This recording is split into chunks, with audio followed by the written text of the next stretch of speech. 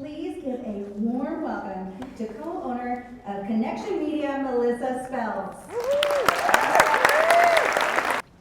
Thank you.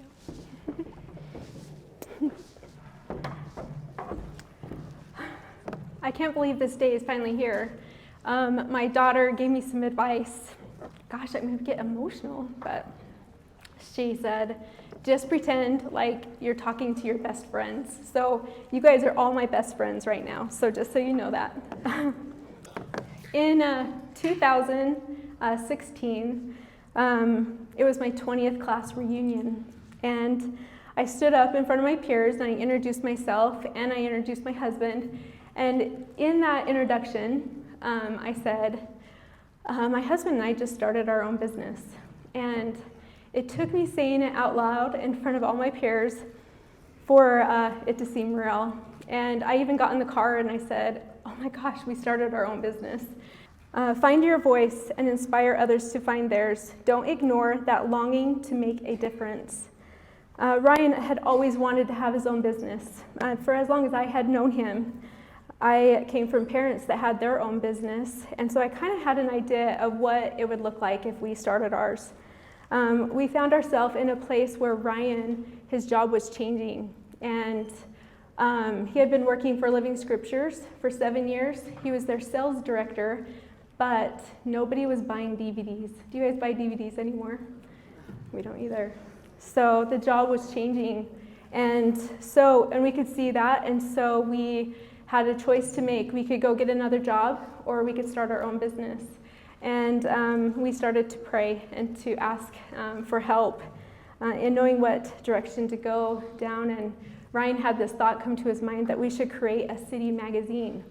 And we felt really good about it. Ryan went to our mayor at the time, Brent Taylor, in North Ogden, and told him about it. He was a friend and a neighbor of ours, and Brent loved it. He loved the idea.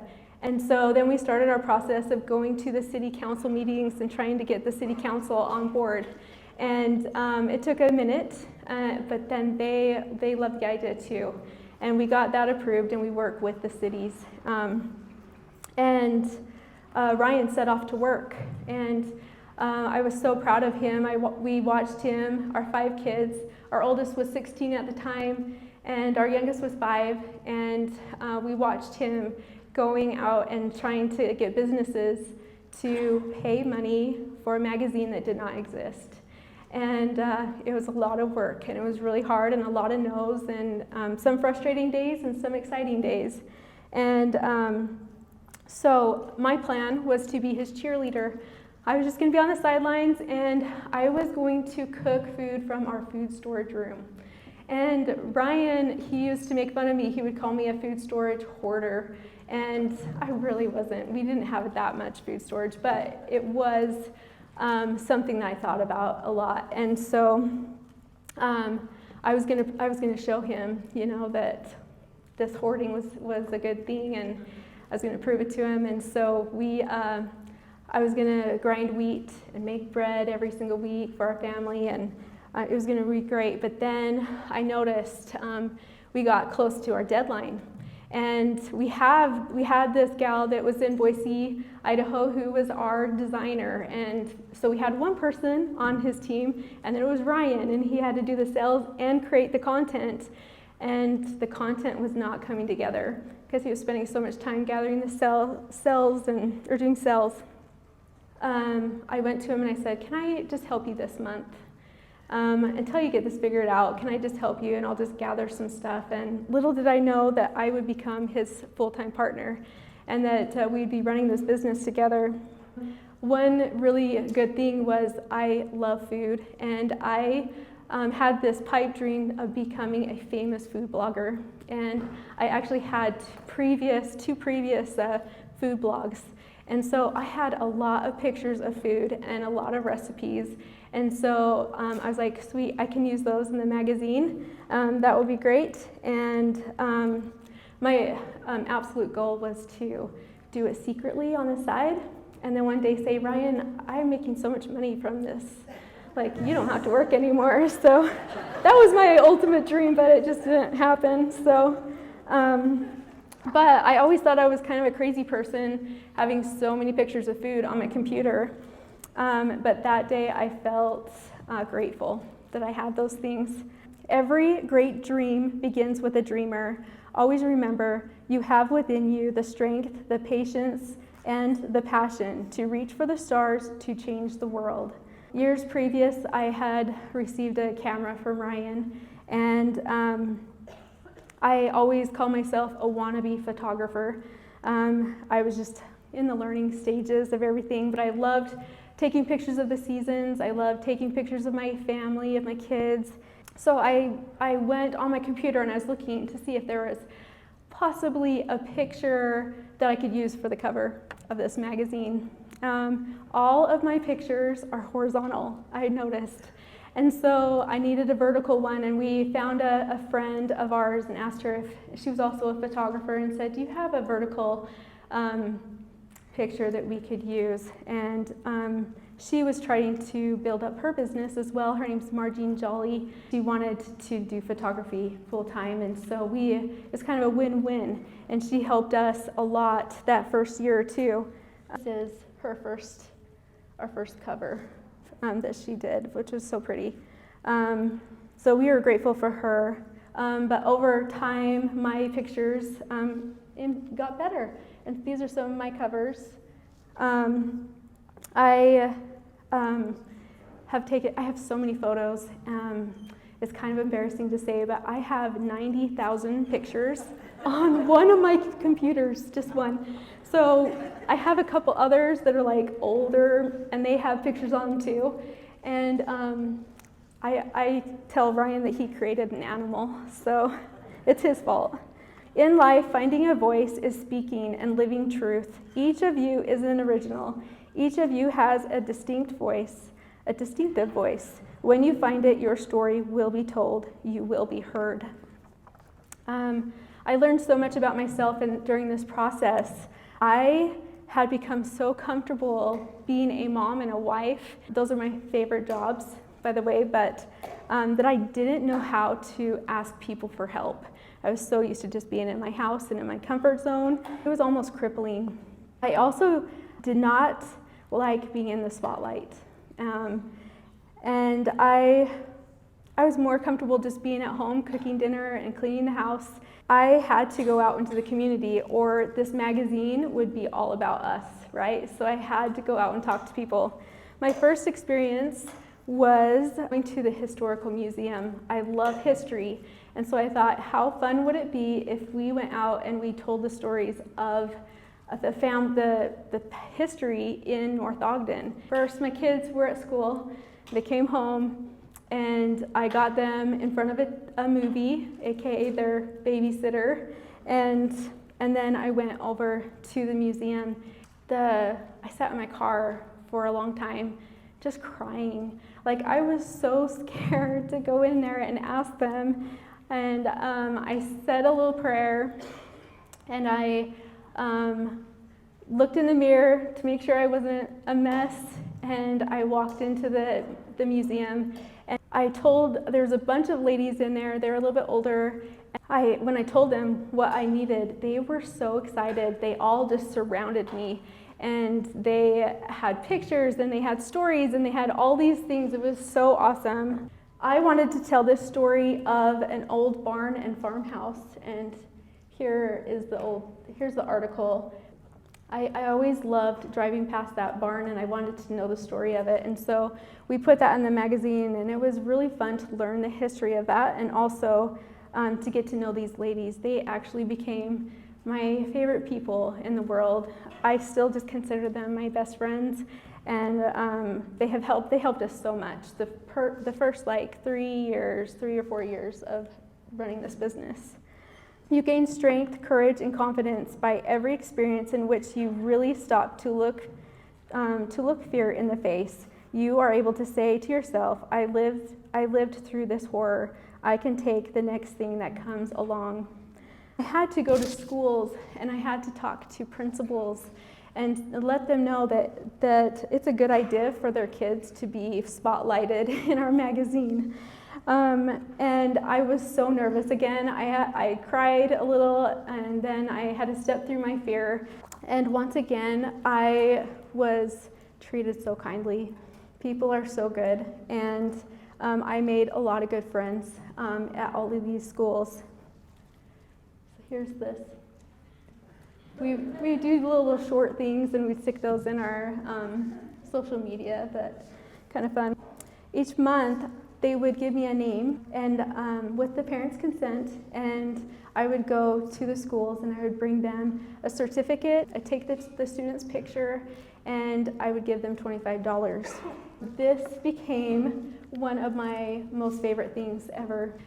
Going and talking to these students, it was amazing just to hear their story and to see the excitement.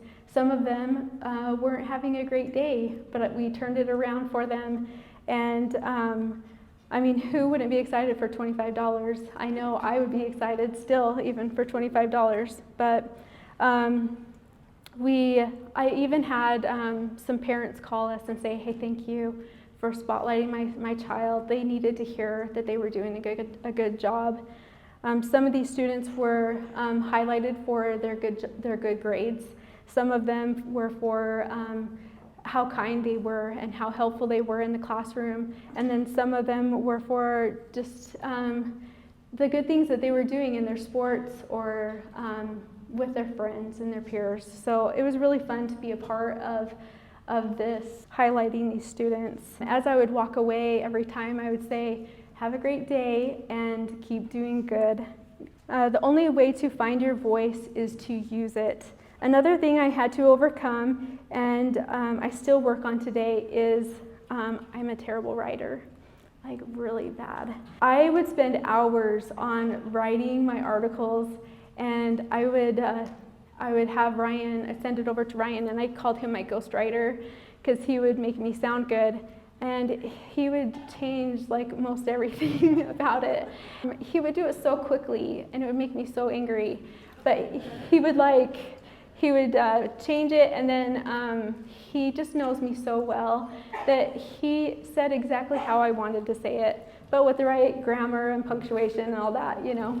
As I've done it over the years, I have gotten better to where I don't need to have so many improvements done or fixes, but it's been quite a learning experience, and it was really frustrating, especially because Ryan was working so hard on the sales part, and then for me to add that to him, it was so frustrating.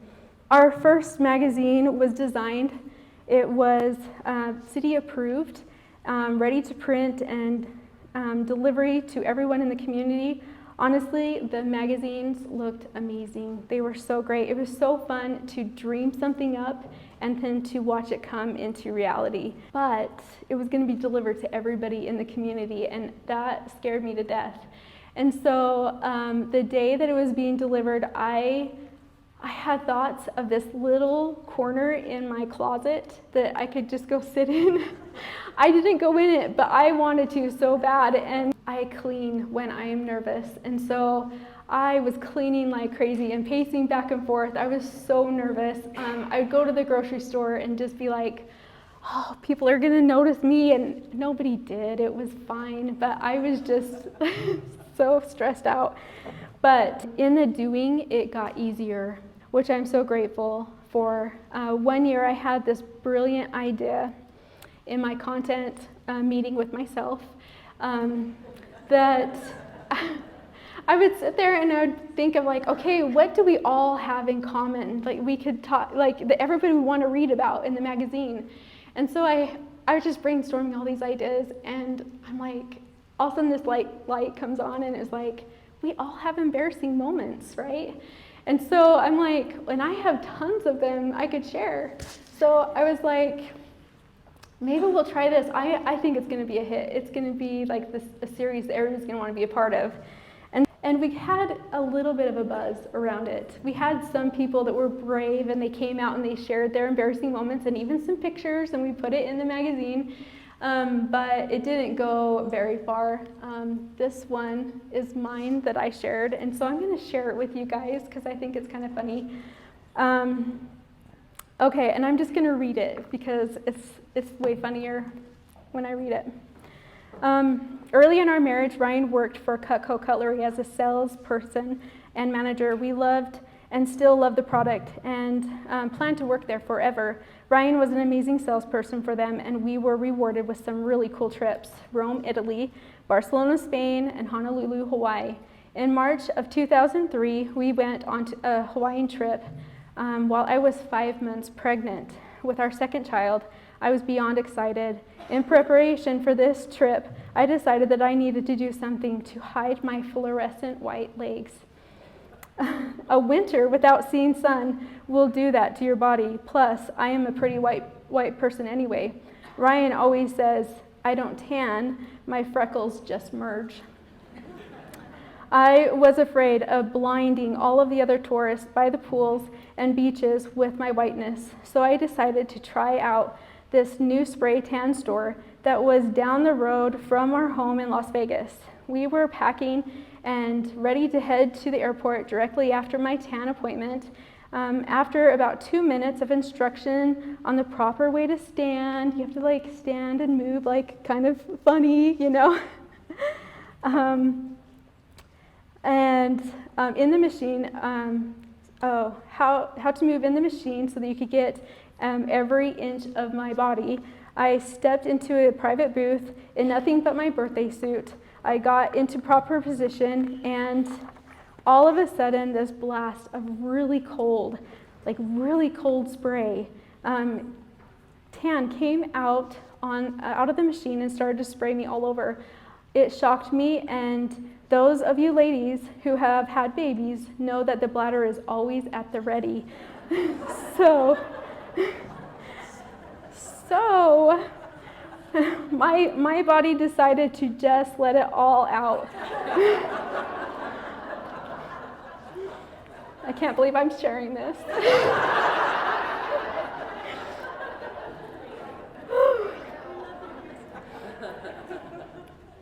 I started to pee, and I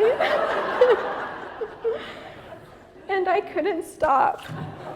I started to laugh, and I totally missed some of those fancy moves that they showed me, but I felt like things were going to be okay. And since I was by myself, no one would be the wiser. A little embarrassed, I quickly cleaned up, dried off, and put my clothes back on. I ran out of the shop and looked down at my legs.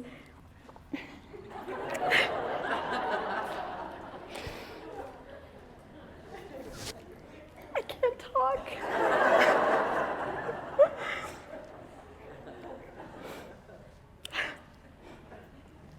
The urine had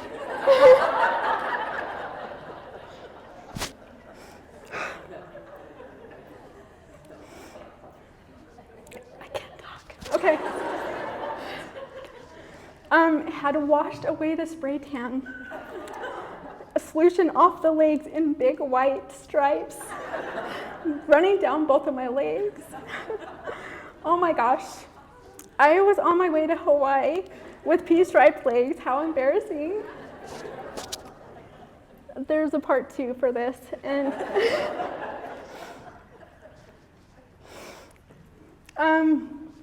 I got over the weird tan, and I had received and had a few good laughs with our friends over my experience, mistakenly thinking my embarrassing moment was over for that trip. Once in Hawaii, we decided to go snorkeling in I always say it wrong. In the bay, yes, that bay. It was a beautiful day, and the sun was out, and the ocean was so blue. Before you get into the water, they have us watch a short video about the coral reef. They repeat many times, do not touch the coral reef, because it can damage it, and it can take 3 to 5 years to grow back. In my mind, I thought, okay, I'm not going to hurt that beautiful reef.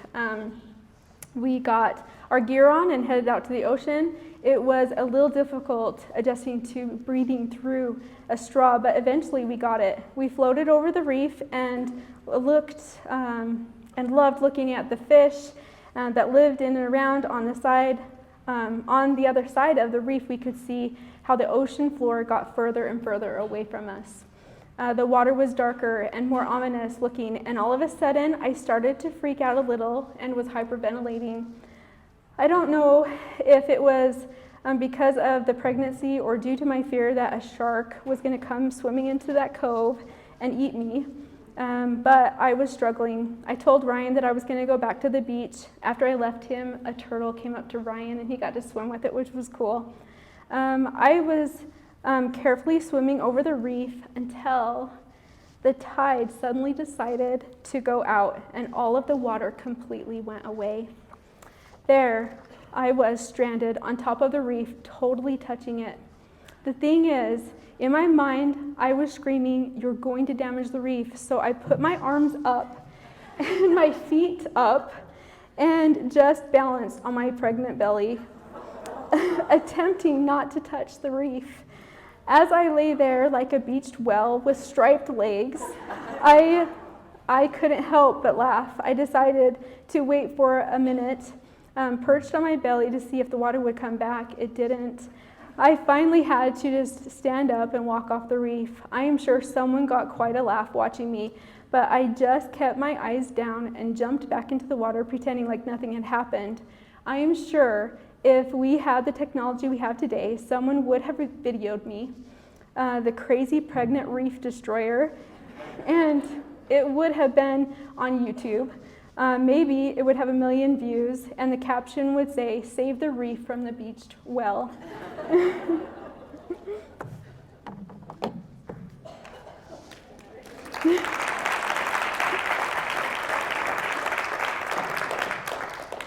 It's not about finding your voice, it's about giving yourself permission to use it. We heard from another business owner and friend that getting involved in various business groups is a good idea, not only for us to get to know other businesses, but for them to get to know us. Ryan always says this quote. It's by Stuart Henderson Britt. It says, having a business is not marketing, or having a business and not marketing is like winking in the dark to a cute girl. You know that you are doing it, but nobody else does. So I always think about that, and it's so true. So these things are super important, so people know what you're doing. Ryan signed me up for women in business, and I had to do a commercial. So I went to my closet and I picked out my best jeans and my best t-shirts or best shirts. I mean, I just came from being a full-time mom and not fancy, but I picked out my best things and I went to my first business meeting. The business commercials were starting and I was behind this credit union. Ryan told me that basically all I had to do was go up there and just talk about our business, and I was like, I can do that.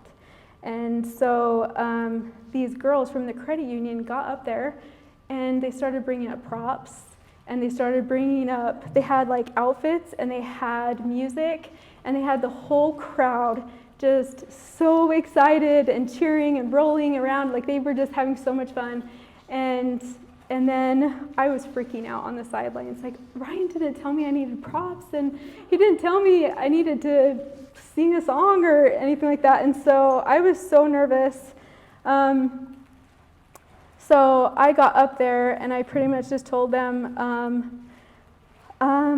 you guys should advertise in our magazine, and we're really cool, and we're really fun, and your life is going to be, like, all your dreams are going to come true if you come and be a part of this. And I hope it came across better than how I felt, but I felt pretty dumb up there. But I did it. I got up there. Even when everything in my body was saying, run, Melissa, nobody will even know. Nobody will even know if you don't show up for this, but I would have, and I was proud of myself for doing that. Always remember you are braver than you believe, stronger than you seem, and smarter than you think. We decided to start making videos for our social media pages a year into starting the magazine.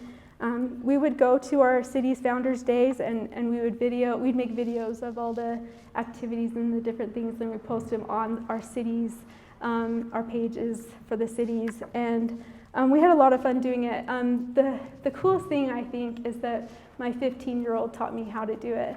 And our kids these days are so good at technology, and she was so good at it. This is a video that our daughter made of Syracuse days, and it is so cute. She walked around with her friends. We were doing a booth, and so we were like, okay, we need your help. And so we hired her, and she walked around, and she's like on the carousel, and she's like, woo, this is so fun. It's like so cute. I wish I could show it to you, but I was so grateful for her and being able to learn from her. And I got better because of her, and I learned a lot.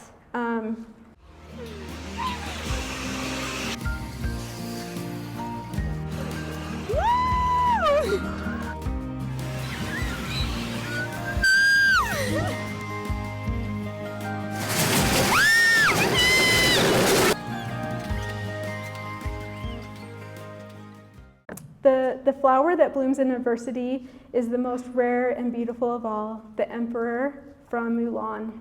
We've all heard that one before. One year we did some creative things to help us raise money to help our business to grow a little bit faster. And we had some investors, and we wanted to just help them know what we were doing every single month. And so Ryan and I decided to video ourselves. And just talk about what's going on in the business, and then we'd send it out to them. That first time that we did it, it wasn't very cute. It wasn't very great. Like, I am just super camera shy, and I was tongue-tied. Ryan said it was fine, but it was uncomfortable. Like, I was struggling a ton, and so it frustrated me, and I wanted to be better at it. And so I decided after Ryan had left for some meetings that I would lock myself in our office, and I just started to record myself over and over again, trying to get better and more comfortable with being in front of the camera, so that it wouldn't be so painful the next time that we did it. Because of that, honestly, I feel like I am so much better at it. I'm so grateful that I just pushed myself through it. So if there's anything that you guys have that is uncomfortable, but you know that you need to learn, like, make sure to just push through it, because at the end you're going to feel so much happier. But I'm going to show you one of my attempts. Melissa Spelts here with Connection Publishing. I wanted to tell you something that really Melissa Spelts here with Connection Publishing. I wanted to tell you something cool that happened to us back in 2017. We had put our May magazine out. It had gone out to all the residents, and in that magazine I put a recipe that came from my family. It came from my great-great-grandma, Russell. She lived in Grafton. Melissa Spelts here with Connection Publishing. I wanted to tell you a really cool story that happened to us back in 2017. I had put a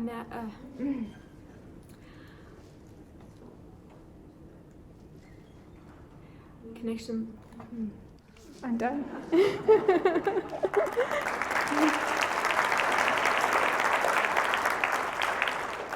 I'll tell you the story that I was trying to tell. So this is a recipe that we put in our magazine. We put recipes and everything. And this one was the actual bread recipe. The dough was not my great-great-grandma's recipe. It was just a recipe that we have. But growing up, my mom would make scones, but we always called them finger bread because you use your fingers to like pull them apart a little bit. And my mom would always tell me the story about my great-great-grandma Russell. She lived in Grafton. Have any of you guys been to Grafton? It's so cool, huh? It's in southern Utah, and it's a ghost town now. But she lived in that house, and they had to make everything from scratch. And so she, when she'd make her bread every week, she would make some scones, and everybody loved it. And they worked so hard, so I'm sure it tasted so good. So I was just trying to tell that story, but we also, in doing this, somebody from the community said, that's our relative too. And so we found somebody that was our family just by sharing that. So kind of cool how the Connection magazine created connection even for us in North Ogden. So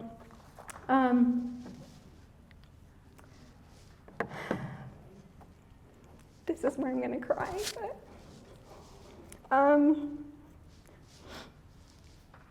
in doing this, it has been so hard.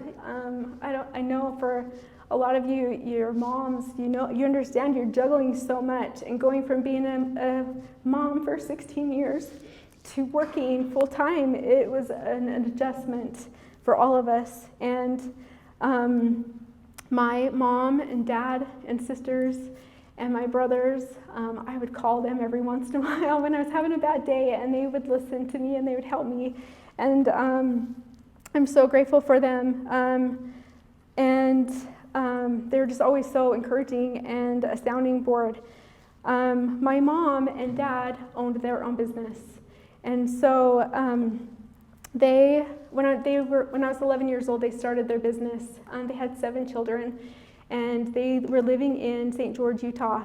And my mom would walk to work where the office was because they had 1 car.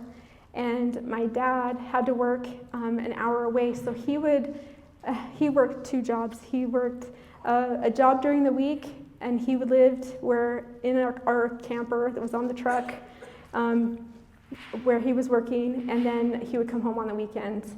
I just grew up watching them. They moved to Honeyville, Utah, and that's where I grew up. But my mom, she would walk, and then she would come home and have to take care of 7 kids.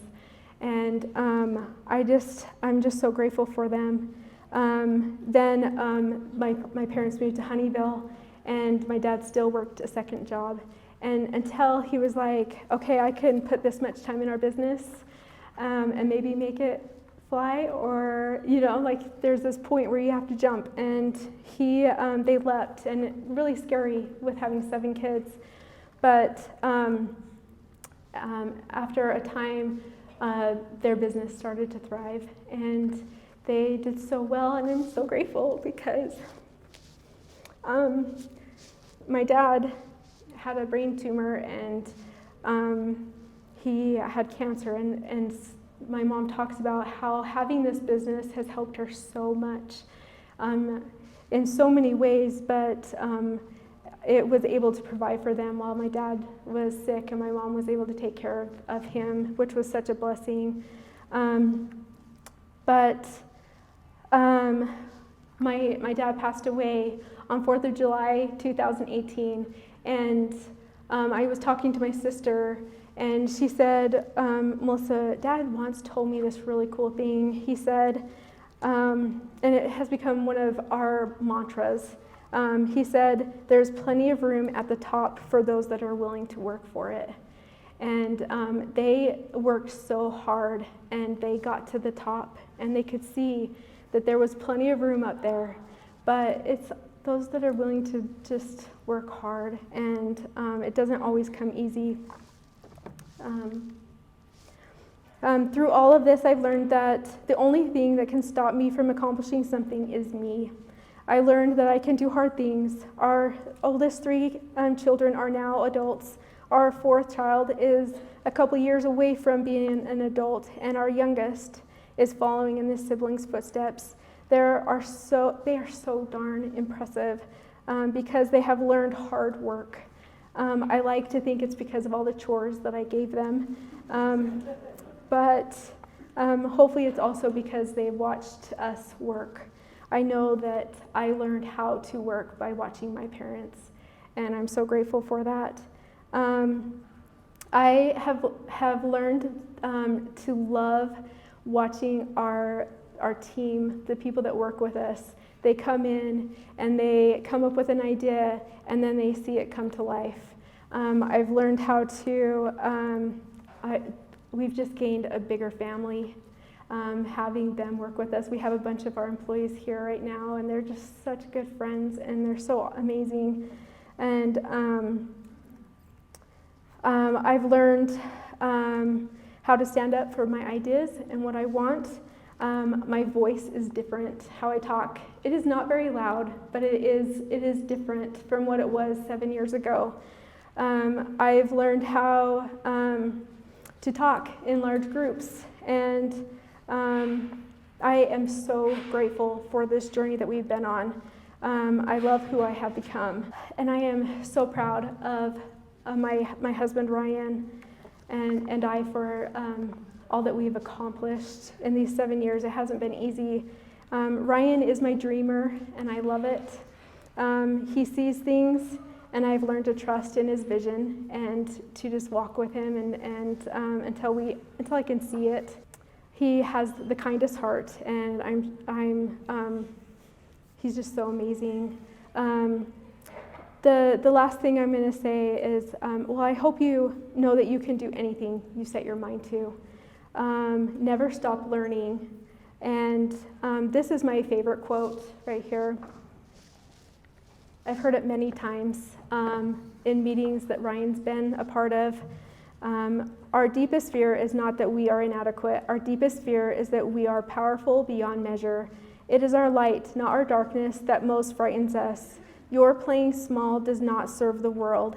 There is nothing enlightening about shrinking so that other people won't feel insecure around you. We are all meant to shine as children do. It's not just in some of us, it is in everyone. And as we let our own light shine, we can unconsciously give other people permission to do the same. As we are liberated from our own fear, our presence automatically liberates others. Thank you so much for letting me come and be a part of this day. And I just hope you know how amazing you are. Go out and do good things.